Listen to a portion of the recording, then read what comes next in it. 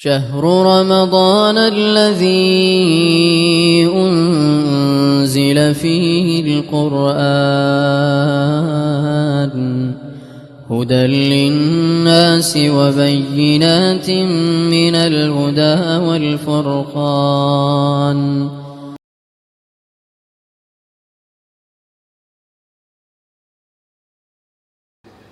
الحمد للہ والصلاة والسلام علی رسول اللہ اما بعد اعوذ باللہ من الشیطان الرجیم بسم اللہ الرحمن الرحیم.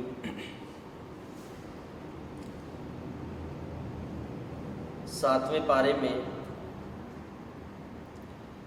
دو صورتوں کے مختلف اجزاء موجود ہیں. نمبر 1 پہ سورۃ المائدہ، اس کی آخری 38 آیات، اور سورۃ الانعام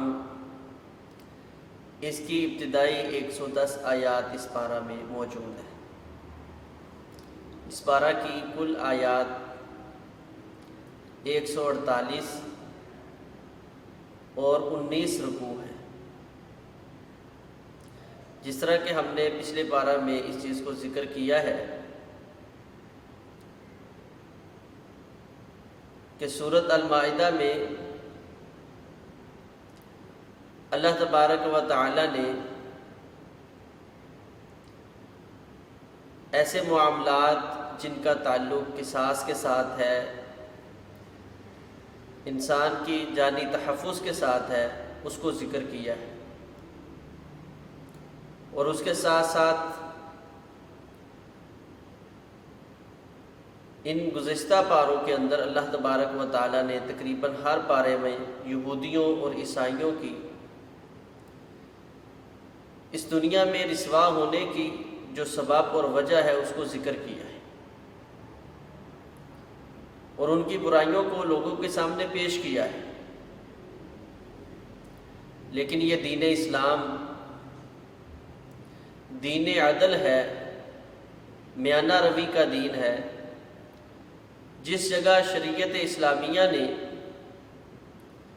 اس چیز کو ذکر کیا ہے کہ ان لوگوں نے اللہ کی بغاوتیں، نافرمانیاں کس حد تک کی ہیں، ساتھ ہی یہ چیز بھی ذکر کی ہے کہ ان یہودیوں اور عیسائیوں میں بہت سے ایسے لوگ بھی موجود ہیں کہ جن کے اوپر اللہ کا قرآن اثر کرتا ہے اور وہ حق بات کو تسلیم کرنے میں ذرا بھی جھجک محسوس نہیں کرتے. تو اس پارہ کے شروع میں ان لوگوں کی اللہ تبارک و تعالی تعریف فرما رہے ہیں. وَإِذَا سَمِعُوا مَا أُنزِلَ إِلَى الرَّسُولِ تَرَىٰ أَعْيُنَهُمْ تَفِيضُ مِنَ الدَّمِ. اللہ تبارک و تعالی فرماتے ہیں کہ جب وہ لوگ اللہ کا قرآن سنتے ہیں تو آپ دیکھیں ان کی آنکھوں سے آنسو بہہ رہے ہوتے ہیں، یعنی کہ وہ حق بات کو تسلیم کرتے ہیں. ہے وہ بھی یہودی اور عیسائی، لیکن انہوں نے یہودیت اور عیسائیت کے اندر جو صحیح تعلیمات ہیں ان کو حاصل کیا ہے اور ان سے فائدہ اٹھانے کی کوشش کرتے ہیں. تو ایسے لوگ بھی ان یہودیوں اور عیسائیوں کے اندر موجود ہیں، جیسا کہ ورقہ بن نوفل تھے. اسی طرح بڑے مشہور وہ جو واقعہ ہے جعفر طیار رضی اللہ تعالیٰ عنہ کا، حبشہ کے اندر نجاشی کے سامنے قرآن کی تلاوت کرنا اور اس کے دربار کے اندر موجود عیسائی جو پادری ہیں ان کا قرآن کو سن کر رونا گریہ زاری کرنا. اسی طرح حضرت عبداللہ بن سلام رضی اللہ تعالیٰ عنہ جو مدینہ المنورہ میں یہودیوں کے بہت بڑے عالم تھے، قرآن و سنت کو رسول اللہ صلی اللہ علیہ وسلم کی معرفت کو فوراً حاصل کر لینا، تو یہ بھی انہی لوگوں کے اندر موجود تھے. تو اللہ تبارک و تعالی ان لوگوں کی تعریف بیان فرما رہے ہیں. اس کے بعد اللہ تبارک و تعالی نے پھر حلال و حرام کا تذکرہ کیا ہے اور فرمایا یا ایھا الذین آمنوا لا تحرموا طیبات ما احل اللہ لکم. جو چیز اللہ تبارک و تعالیٰ نے تمہارے لیے حلال رکھی ہے اس کو حرام نہیں کرو، اور ساتھ ہی اللہ تبارک و تعالیٰ فرماتے ہیں وَكُلُوا مِمَّا رَزَقَكُمُ اللَّهُ حَلَالًا طَيِّبًا، حلال اور جو چیز دل کو اچھی لگتی ہے اس کو تم کھا لو۔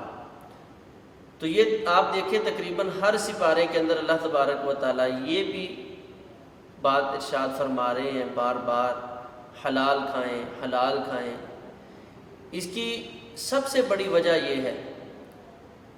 کہ جو شخص حرام کھاتا ہے اس کی ہوئی کوئی بھی عبادت اللہ کی بارگاہ میں قبول نہیں ہوتی۔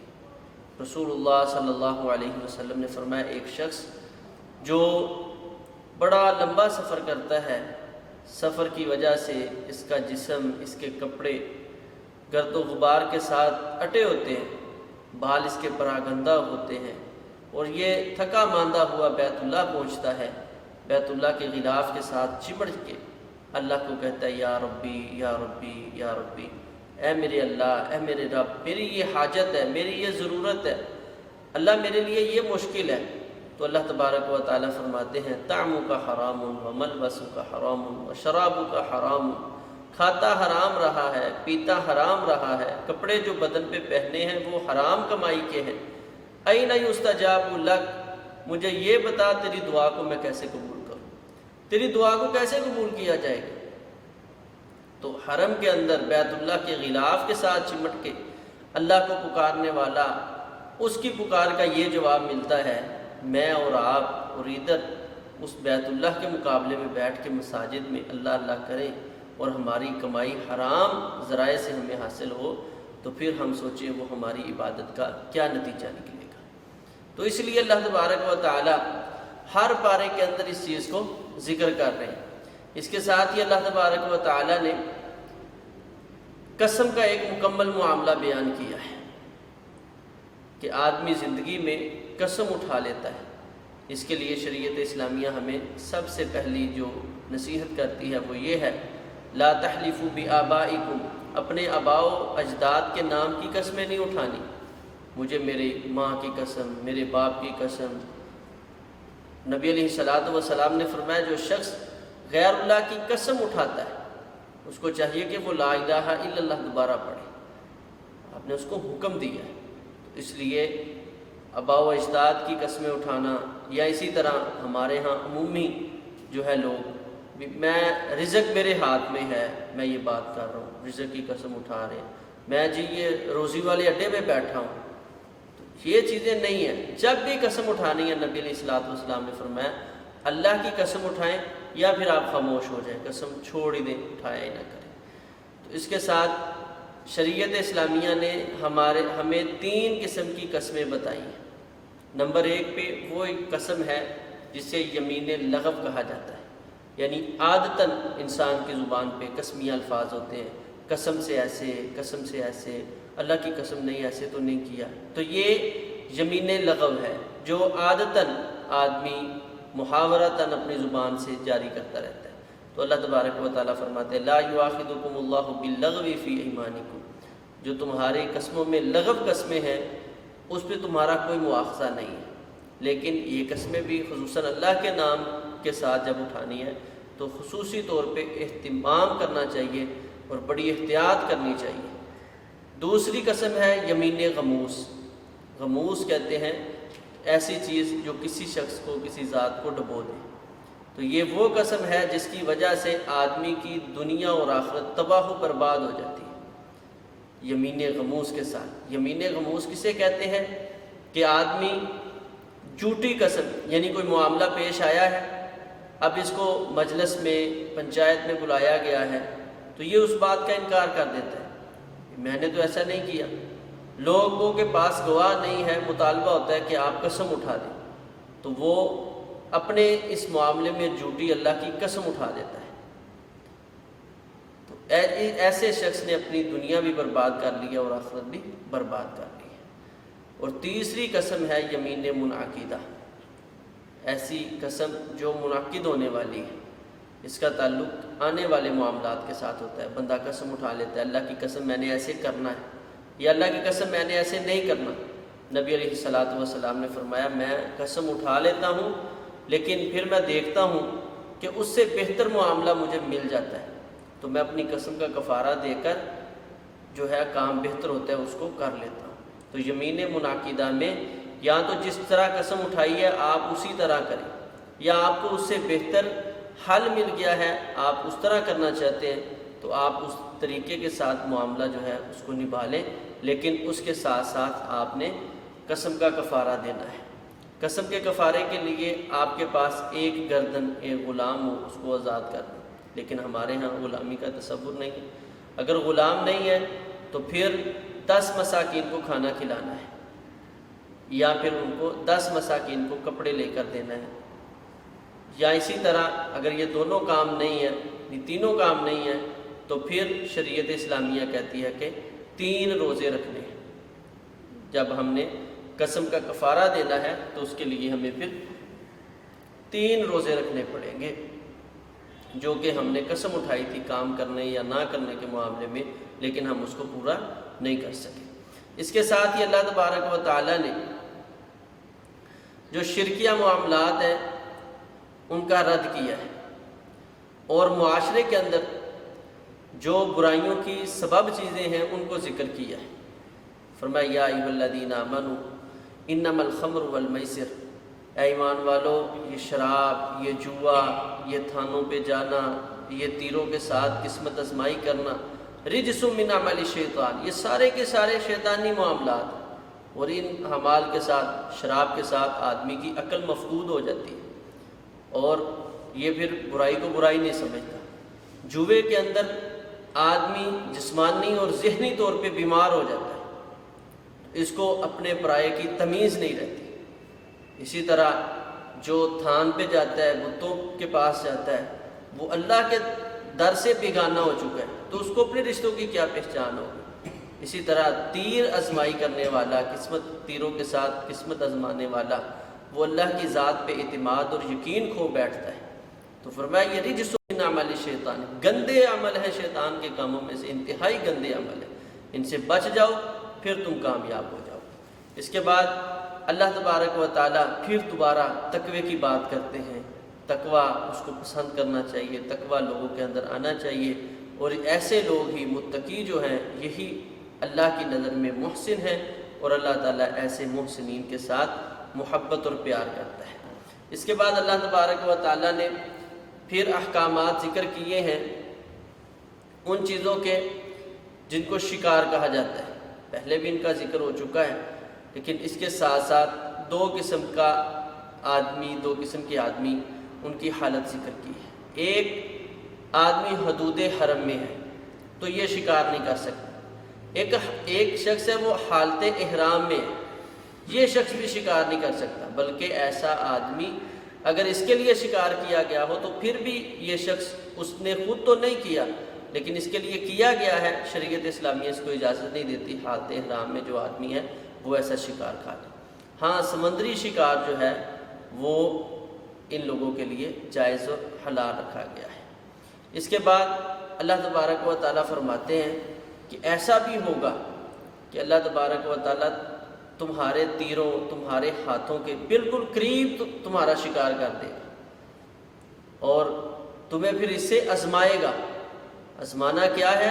کہ کون ہے تم میں سے وہ شخص جو خالص اپنے رب سے ڈرتا ہے، اور یہ بڑا معاملہ ہے، اور اللہ تبارک و تعالیٰ کو ایسا آدمی بڑا ہی محبوب لگتا ہے کہ جب وہ فقط اللہ کی رضا کے لیے کوئی کام کرے اور کام چھوڑ دے۔ جیسے نبی علیہ الصلوۃ والسلام نے فرمایا کل قیامت کے دن اللہ تبارک و تعالیٰ جن لوگوں کو اپنے عرش کا سایہ نصیب فرمائیں گے ان میں سے ایک آدمی وہ بھی ہوگا کہ جس کو حسب نسب والی خوبصورت عورت برائی کی دعوت دے گی اور وہ فقط اپنے رب کا ڈر دل میں رکھتے ہوئے اس سے برات کا اعلان کر دے گا۔ تو ایسا شخص اللہ تبارک و تعالیٰ ایسے نوجوان کو اب کل قیامت کے دن اپنے عرش کا سایہ نصیب فرمائے گی۔ اس کے بعد اللہ تبارک و تعالیٰ نے اس چیز کا ذکر کیا ہے کہ سوال کثرت کے ساتھ نہیں کرنے، جیسے یہودیوں نے، بنی اسرائیل کے لوگوں نے کثرت کے ساتھ سوال کیے ہیں، یہ چیز ہے، کیسے ہے، کیوں ہے، کس طرح ہوگی، بات بات پہ سوال کرتے رہے۔ تو فرمایا تمہاری کثرت سوال کی وجہ سے ایسی چیزیں تمہارے سامنے ظاہر ہو جائیں گی کہ جن کی وجہ سے پھر تمہیں انتہائی جو ہے نا برا تم محسوس کرو گے،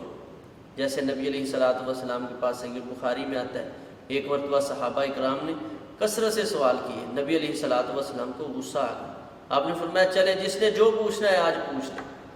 ایک آدمی کھڑا ہوا، وہ فرمانے لگا میرا باپ کون ہے؟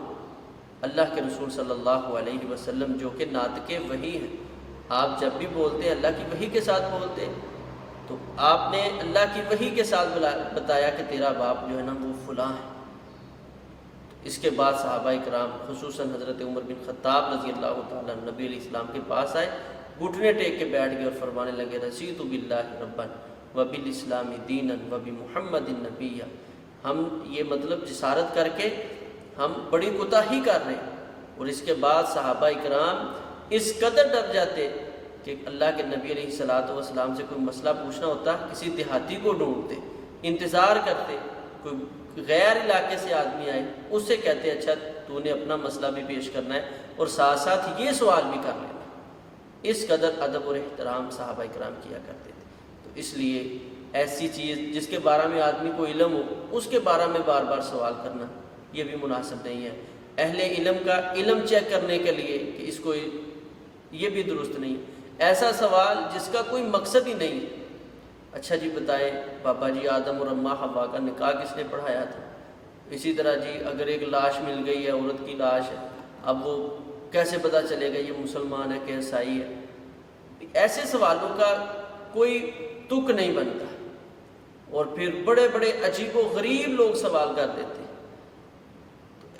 ایسے سوال کرنے سے لوگوں کو باز آ جانا چاہیے، کیونکہ کثرت سوال جو ہے وہ کئی حلال چیزوں کو حرام کر دیتی ہے۔ بنی اسرائیل کا وہ گائے والا واقعہ سورۃ البقرہ میں جو اللہ نے ذکر کیا ہے، ان لوگوں کو اتنی زیادہ تکلیف اور مشقت کیوں ہوئی؟ وہ بار بار یہی سوال کرتے تھے ما ہیا ما لونہا، کیسی ہو گائے، اس کا رنگ کیسا ہو، اس کے اندر وہ صاف کیسی ہو، کیسی برائیوں سے پاک ہو۔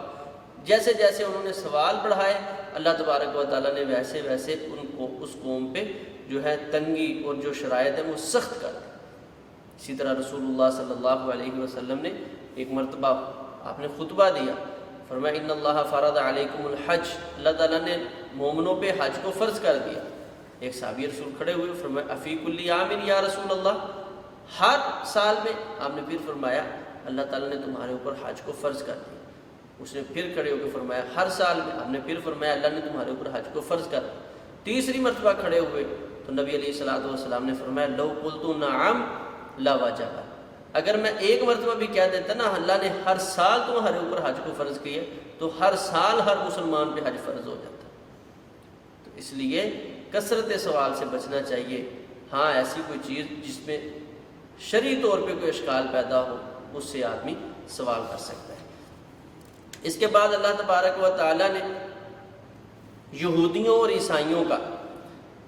طرز عمل اور اس کے ساتھ ساتھ مشرکین مکہ کا جو طرز تھا کہ جب بھی ان کے پاس اللہ اور اس کے رسول کی کوئی بات آتی تو وہ اس کے مقابلے میں دلیل کیا دیتے تھے وہ ذکر کی ہے۔ فرمایا جب بھی ان کو کہا جاتا ہے تعالوا الی ما انزل اللہ، آؤ بھی اللہ نے یہ چیز نازل کی ہے، اللہ کے رسول ہمیں اس بات کی تعلیم دے رہے ہیں، تو فرمایا قالوا حسبنا، یہ کہتے ہیں بس ہماری دلیل ہمارے لیے کافی وہی ہے ما وجدنا علیہ آباءنا، جن چیزوں پہ ہم نے اپنے آباء و اجداد کو پایا ہے۔ آج بھی آپ دیکھ لیں کسی کے سامنے کوئی مسئلہ ذکر کر لیں تو پہلا سوال یہی اٹھتا ہے اچھا جی جو ہمارے بڑے ہیں وہ کرتے گئے ہیں وہ آج تک غلطی کرتے گئے ہیں، اچھا ان کو مسئلے کا نہیں پتہ تھا، آج کے لوگوں کو زیادہ دین کا پتہ چل گیا۔ تو یہ آج کے سوال اور اعتراضات نہیں ہیں، یہ نبی علیہ الصلوۃ والسلام کے دور سے یہی سوال اور یہی اعتراضات اٹھتے آتے ہیں۔ دین اس چیز کا نام نہیں ہے، دین کا جو معیار ہے وہ دلیل ہے، وہ بڑے لوگوں کی بڑی باتیں نہیں ہیں۔ تو دلیل اگر موجود ہے تو وہ چیز دین ہے، دین اگر دلیل نہیں ہے تو وہ چیز کبھی دین نہیں بن سکتی۔ اللہ تبارک و تعالیٰ نے اس جگہ ان لوگوں کا رد کیا ہے۔ اس کے بعد اللہ تبارک و تعالیٰ نے ایسی چیزوں کو ذکر کیا ہے کہ جو مشرکین مکہ اور یہودیوں عیسائیوں میں پائی جاتی تھی جانوروں کے حوالے سے، وہ یہ تھی کہ بحیرہ جانور، اسی طرح سائبہ،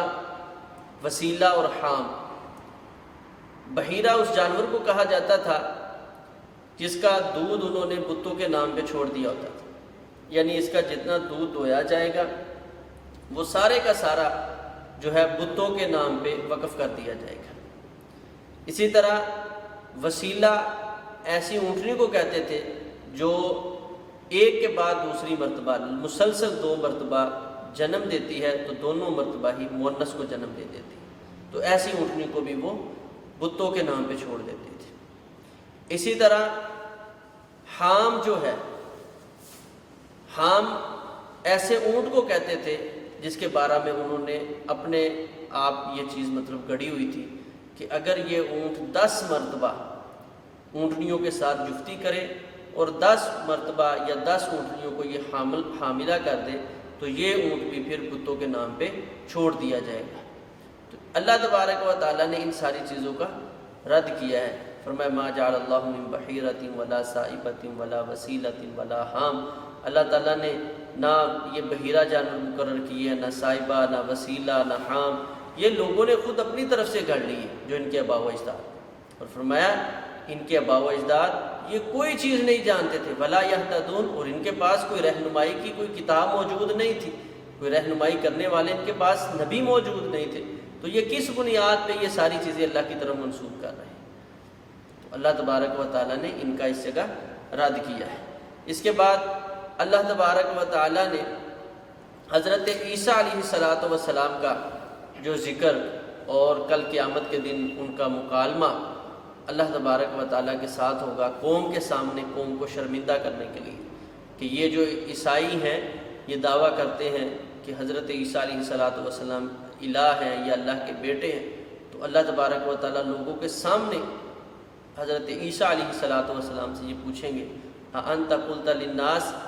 اے عیسیٰ علیہ السلام، کیا آپ نے لوگوں کو یہ کہا تھا مجھے اور میری ماں کو الہ بنا لو، الہ سمجھو، نعوذ باللہ اللہ کے بیٹے اور اللہ کی بیوی میری ماں کو سمجھو؟ کیا ایسا تو نے لوگوں کی رہنمائی کی تھی، ایسی کوئی لوگوں کو تعلیم دی تھی؟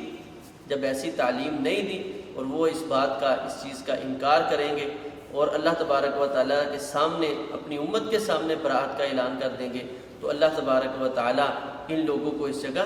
شرمندہ کر دے گا کہ جو تم عقائد و نظریات عیسیٰ علیہ السلام کے بارے میں پھیلا رہے تھے، عیسیٰ علیہ السلام ان سے بالکل مبرہ ہیں، اپنے آپ کو بری کر رہے ہیں۔ اس کے بعد اگلی صورت ہے سورۃ الانعام۔ سورۃ الانعام کے اندر کل آیات 165 ہیں، 20 اس کے رکوع ہیں، اور انعام یہ نعم کی جمع ہے جس کا معنی نعمتیں ہیں، اور خصوصی طور پہ یہ جانوروں کے لیے لفظ عرب کے اندر مستعمل ہے۔ تو اس میں اللہ تبارک و تعالیٰ نے یہ صورت نزول کے اعتبار سے مکی صورت ہے، اور مکے کے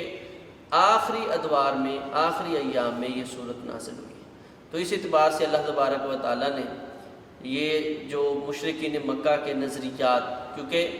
پہلی ان 5 صورتوں کے اندر اللہ تبارک و تعالیٰ یہودیوں عیسائیوں کے بارے میں باتیں کر رہے ہیں اور لوگوں کو سمجھا رہے ہیں کہ یہودیوں کے یہ نظریات، عیسائیوں کے یہ نظریات، ان میں یہ چیز گمراہی کا سبب بنے۔ تو اب یہ تیسرا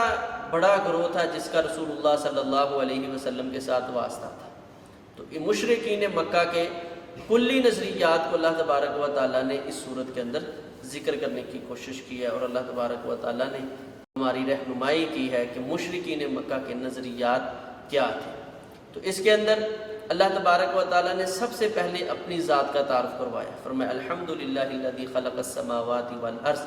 اللہ وہ ذات ہے جس نے زمین و آسمان کو پیدا کیا اور روشنی اور اندھیرے کو پیدا کیا، لیکن وہ لوگ جنہوں نے کفر کیا بربہم یعدلون، اپنے رب کے ساتھ اور دیگر چیزوں کو شریک کرتے ہیں، ان کو برابری دیتے ہیں، تو ان کا اللہ تبارک و تعالیٰ رد کر رہے ہیں، یعنی مشرکین مکہ جنہوں نے بتوں کو اللہ کا برابر، اللہ کا ساجی اور اللہ کا شریک اور حصے دار سمجھ لیا تھا۔ اس کے ساتھ اللہ تبارک و تعالیٰ نے اپنے ولی ہونے یعنی مشکل کشا ہونے پہ فرمایا ان سے کہہ دیجئے اغیر اللہ اتخذ ولیا، کہ اللہ کے سوا میں کسی کو اپنا مشکل کشا بنا لوں، حاجت روا بنا لوں جس طرح تمہارے نظریات ہیں؟ نہیں، بلکہ مولاہم الحق، اللہ وہی حق مولا ہے، وہی حقیقی حاجت روا ہے، اسی کے لیے سارے کے سارے حکم ہے، وہ اسرع الحاسبین، اور وہ انتہائی جلد لوگوں کا حساب لینے والا ہے۔ اس کے ساتھ اللہ تبارک و تعالیٰ نے ان لوگوں کا رد کیا ہے جو غیر اللہ کے اندر غیب کو جاننے کا دعویٰ کرتے تھے، اور فرمایا کوئی دنیا میں ایسی چیز نہیں ہے وَعِندَهُ مَفَاتِحُ الْغَیْبِ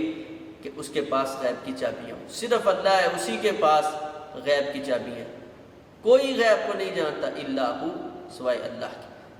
ہر پوشیدہ چیز کو جاننے والی ذات ہے تو صرف اللہ کی ذات ہے۔ تو یہ ایسے نظریات تھے جو مشرکین مکہ کے اندر کوٹ کوٹ کے بھرے ہوئے تھے، اللہ کی ذات کے ساتھ شریک، اور پھر جو ہے دیگر چیزیں، دیگر جو لوگ ہیں ان کے بارے میں یہ دعویٰ، جو کہانت کرتے تھے ان کے بارے میں غیب کو جاننے کا دعویٰ کرنا، اور اسی طرح بتوں کو اپنا مشکل کشا، مولا اور حاجت روا سمجھنا، یہ ان لوگوں کا وتیرہ بنا ہوا تھا۔ اور مشرکین مکہ کے اندر سب سے پہلے جس شخص نے شرک کی ابتدا کی ہے، عمر بن لحی، رسول اللہ صلی اللہ علیہ وسلم نے اس کو معراج کی رات دیکھا ہے جہنم کے اندر، اس کی آنتڑیاں دوبر رستے باہر نکلی ہوئی اور یہ چیختا چلاتا ہوا، فرمایا اس کی آنکھیں نیلی ہوئی ہوئی تھی۔ تو پوچھا یہ کون ہے؟ فرمایا یہ وہ شخص ہے جس نے عرب کے اندر، جس نے مکہ کے اندر، حرم کے اندر سب سے پہلے بتوں کی پوجا کی ابتدا کی ہے۔ یہ ظالم اللہ کے گھر بیت اللہ میں شام کے علاقے سے جا کے بت بنا کے لے کے آیا، اور اس نے ادھر مکہ کے اندر لا کے اس کو نصب کیا ہے، جس کو حبل کہا جاتا ہے۔ اس کے بعد اللہ تبارک و تعالیٰ نے توحید کا اس صورت کے اندر کثرت کے ساتھ ذکر کیا ہے، کیونکہ جب شرک کا رات ہے تو اس کے ساتھ ساتھ اللہ تبارک و تعالیٰ اپنی ذات کا، جس طرح شروع میں تعارف کروا رہے ہیں، بار بار اس صورت میں اللہ تبارک و تعالیٰ نے اپنی ذات کا تعارف کروایا ہے، جیسے ہم نے پہلے ذکر کیا ہے کہ تخلیق آسمان زمین، آپ دیکھیں کہ اللہ تبارک و تعالیٰ نے یہ بغیر کسی ستونوں کے، بغیر کسی سہارے کے اس نیلی چھت کو، اتنی بڑی چھت کو ہمارے سروں پہ تان دیا۔ اب اللہ کے ساتھ اگر کوئی شریک ہے تو اس کو چاہیے نا کہ آسمان کا ایک ٹکڑا بنا کے دکھائے۔ اگر آسمان کا ٹکڑا بنا نہیں سکتا تو چلے بغیر سہارے کے اس طرح منظم طریقے کے ساتھ کسی چیز کو ہوا کے اندر معلق کر کے تو دکھائے۔ تو یہ اگر معلق ہے تو صرف اللہ کے حکم کے تابع ہونے کی وجہ سے ہے۔ تو اللہ تبارک و تعالیٰ اس چیز کو، آپ کو پتہ ہے یہ زمین، یہ مٹی ہے، اور یہ ساری کی ساری کس چیز؟ پانی کے اوپر ہے۔ اللہ تبارک و تعالیٰ فرماتے ہیں هُوَ الَّذِي جَعَلَ لَكُمُ الْأَرْضَ فِرَاشًا، یہ اللہ نے بچھونا بنا دیا ہے پانی کے اوپر۔ لیکن آپ سوچیں فطرت جو ہے وہ اس چیز کا تقاضا کرتی ہے کہ ہم پانی لیں اور اس کے اوپر مٹی کو کھڑا کرنا چاہیں تو مٹی اس کے اوپر کھڑی نہیں ہو سکتی۔ یہ کرنی بھرنی والے ذرا ایسے پانی کو لیں تالاب کے اوپر، مٹی کو ایسے کھڑا کر کے دکھائیں، کھڑی نہیں ہو سکتی۔ تو اگر یہ کھڑی ہے تو اس کا مطلب ہے کہ یہ اللہ کے حکم کے تابع ہے۔ جب زمین و آسمان یہ اتنی بڑی چیزیں اللہ کے حکم کے تابع ہیں تو پھر انسان کو بھی چاہیے کہ وہ اپنے آپ کو اپنے رب کے تابع کر لے۔ اس کے ساتھ اللہ تبارک و تعالیٰ نے مشرکین مکہ کے جو جرائم ہیں وہ ذکر کیے، جیسے یہ بتوں کے پجاری ہیں، اسی طرح ان کے پاس کوئی خاص اللہ کے نبی نہیں آئے، کیونکہ انبیاء جو ہیں حضرت ابراہیم علیہ السلام سے لے کر پھر حضرت اسحاق علیہ السلام کی نسبت سے بنی اسرائیل اور حضرت یعقوب علیہ السلام کی نسبت سے بکثرت ادھر نبی آئے ہیں۔ حضرت اسماعیل علیہ السلام کی اولاد جو ادھر بسی تھی، ان میں ہمارے نبی جناب محمد رسول اللہ صلی اللہ علیہ وسلم ہی آئے۔ تو جب ان کے پاس انبیاء نہیں آئے تھے، اس وجہ سے ان لوگوں کو انبیاء کی قدر کا علم بھی نہیں تھا، اور یہ جس جگہ اللہ کی گستاخیاں یعنی شرک کرتے تھے، اسی طرح یہ انبیاء کے بھی گستاخ تھے مشرکین مکہ۔ اور اس کے ساتھ ساتھ جب ان کے پاس کوئی نبی نہیں آیا تو کتاب کی بھی کوئی نہیں تھی۔ تو جس طرح یہ اللہ کے گستاخ تھے، انبیاء کے گستاخ تھے، اسی طرح قرآن کے، اللہ کے اس کلام کتاب کے بھی گستاخ تھے، اور اس قرآن کو جادو کہا کرتے تھے، کیونکہ ان کے نزدیک یا جادو عمومی لوگوں کی نسبت یہی چیز ہوتی ہے جو عقل کو حیران کر دے۔ جیسے حضرت موسیٰ علیہ السلام کی لاٹھی ہے، حضرت عیسیٰ علیہ السلام کا معجزہ طب ہے، کیونکہ اللہ تبارک و تعالیٰ ہر نبی کو ویسا ہی معجزہ عطا کرتے ہیں جو کام کثرت کے ساتھ اس قوم میں پایا جاتا ہے۔ تو نبی علیہ السلام کے دور میں فصیح اللسان عرب لوگ جو ہیں اور شاعرانہ انداز بہت پہنچا ہوا تھا، تو اللہ تبارک و تعالیٰ نے سب سے بڑا جو معجزہ دیا وہ کلام اللہ، اپنی کلام اللہ نے اپنے نبی کو عطا کی، اور جب وہ دیکھتے حیران اور ششدر رہ جاتے کہ اتنی مختصر سی باتوں کے اندر کتنی چیزیں سمو گئی، تو پھر وہ تعجب کرتے ہوئے یہ کہتے کہ یہ کسی بشر کا کلام نہیں ہے، اور یہ ایک مسجع کلام اور یہ جادو کے ذریعے تیار کیا گیا، یہ نہیں کہ اس کو تسلیم کرتے کہ یہ اللہ کی وحی ہے۔ اس طرح انہوں نے قرآن کو جادو قرار دیا۔ تو یہ اللہ تبارک و تعالیٰ نے ان کی برائیوں کا ذکر کیا ہے کہ مشرکین مکہ جس طرح یہودیوں اور عیسائیوں سے امامت کو چھینا گیا ہے، اسی طرح ان مشرکین مکہ جو متولی حرم تھے، ان سے بھی جب انہوں نے اللہ کی انبیاء کی، اللہ کی منزل کردہ کتابوں کی قدر نہیں کی، تو ان سے بھی پھر یہ تولیت کو چھین کے اللہ تبارک و تعالیٰ نے پھر اس شخص کو، اس ذات یعنی کہ جناب محمد رسول اللہ صلی اللہ علیہ وسلم کو مقرر کیا، جنہوں نے اس دنیا کے اندر پھر لوگوں کے سامنے ان ساری چیزوں کو اجاگر کیا ہے۔ اس کے ساتھ اللہ تبارک و تعالیٰ نے اب مشرکین مکہ کا دعویٰ، یہودیوں اور عیسائیوں تینوں کا دعویٰ جو ہے وہ ایک تھا، اور یہی دعویٰ رسول اللہ صلی اللہ علیہ وسلم کا تھا۔ وہ دعویٰ کیا تھا کہ ہم ابراہیمی ہیں۔ مشرکین مکہ بھی کہتے ہیں ہم ابراہیمی ہیں، اس کی وجہ یہ کہ ابراہیم علیہ السلام کا تعمیر کردہ اللہ کا گھر بیت اللہ ان کے پاس تھا۔ یہودی اسی وجہ سے کہتے کہ ہمارے پاس حضرت ابراہیم علیہ السلام کی لڑی سے چلتے ہوئے انبیاء آئے ہیں۔ عیسائی اپنے آپ کو اسی وجہ سے حضرت ابراہیم علیہ السلام کی طرف منسوب کرتے کہ ہم بھی بنی اسرائیل ہیں۔ تو یہ ان کے اپنے دعوے تھے۔ اللہ تبارک و تعالیٰ نے ان سب کا رد کیا ہے، اور حضرت ابراہیم علیہ السلام کی وہ بنیادی صفت موحد ہونا اور ساری زندگی اللہ کی توحید پہ گزار دینا، اس کو ذکر کرتے ہوئے، اور یہ تینوں کے قوموں کے اندر یہ خامی پائی جاتی تھی کہ وہ اللہ کی ذات کے ساتھ شرک کرتے تھے، تو اللہ تبارک و تعالیٰ نے حضرت ابراہیم علیہ السلام کے ذریعے توحید کا پیغام جو انہوں نے اپنی امت کو دیا تھا، وہ کیا تھا کہ اپنی قوم، اپنے لوگوں کے سامنے ذکر کرنے لگے بھی تم سب کے اپنے اپنے الہ ہیں،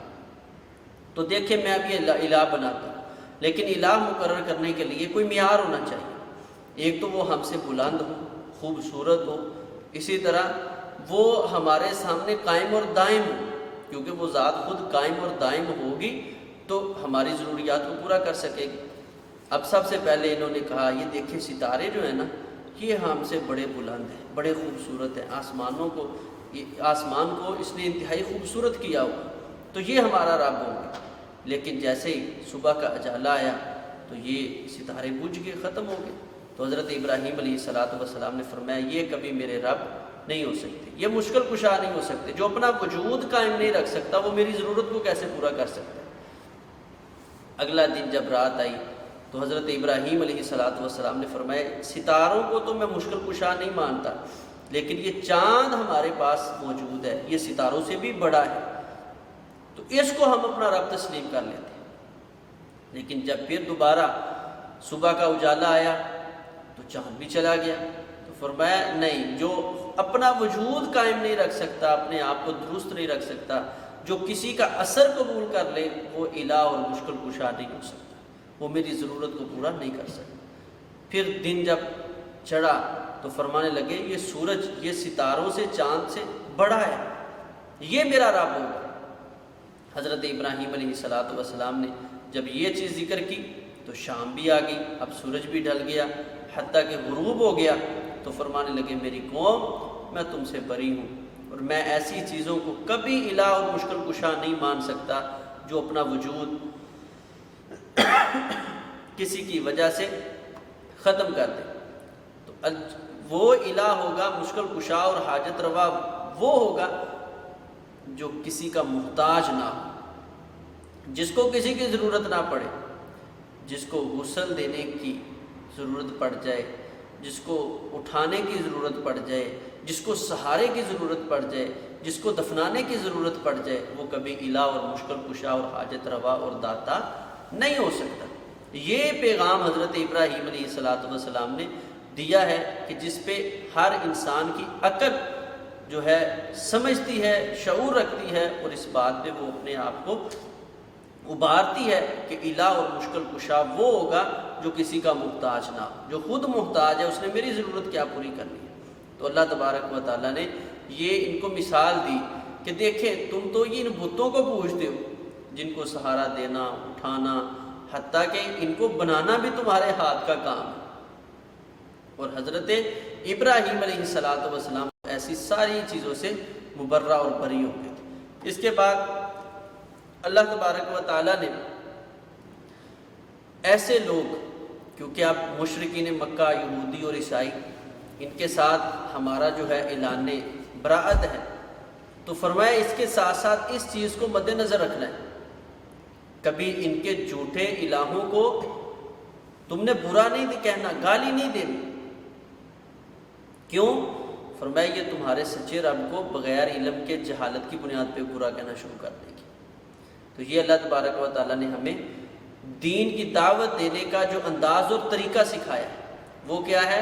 کہ لوگوں کو مثبت طریقے کے ساتھ